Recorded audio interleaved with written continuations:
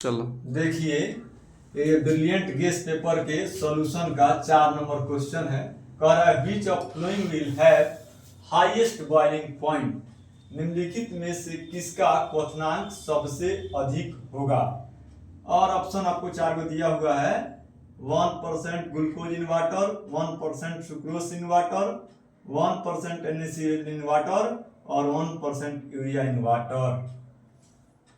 इसका हिंदी है जल में 1% ग्लूकोज, जल में 1% सुक्रोज, जल में 1% NaCl और जल में 1% यूरिया।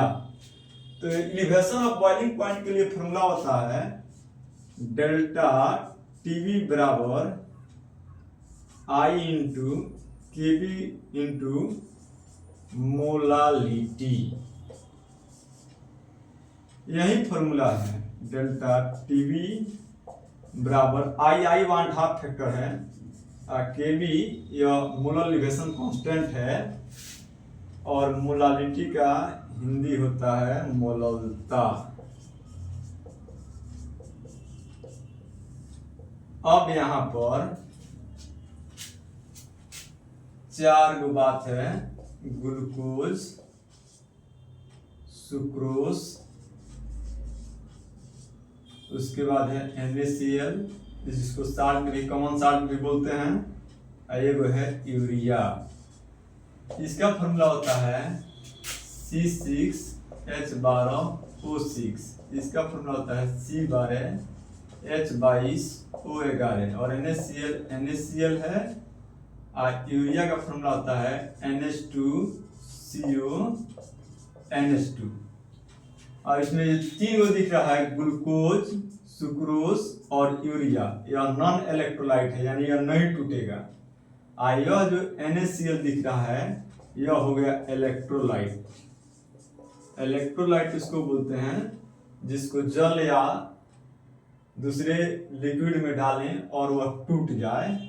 जैसे NaCl टूट जाता है Na+ और Cl- में, जबकि C6H12O6 यह नहीं टूटेगा, C12H22O11 यह भी नहीं टूटेगा और उसके बाद है यूरिया NH2CONH2 यह भी नहीं टूटेगा। अगर इसमें हम 1/2 फैक्टर की गणना करें, NaCl जो टूट रहा है तो यह है 1 मोल और यह है 1 मोल, फिर यह है 1 मोल। लिख भी देते हैं इसको।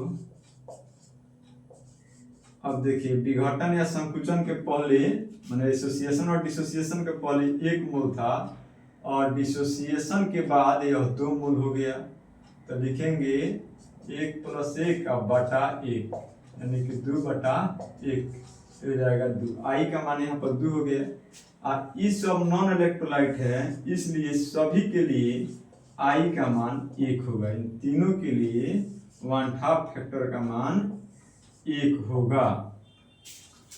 अब हम इन तीनों पर ग्लूकोज पर, सुक्रोज पर और यूरिया पर, इन तीनों पर आई का मान रखेंगे तो डेल्टा टीवी का मान लगभग समान रहेगा। लेकिन इसमें NaCl में आई का मान देखिए यहाँ पर 2 हो रहा है, इसलिए NaCl ही आपका सही आंसर होगा।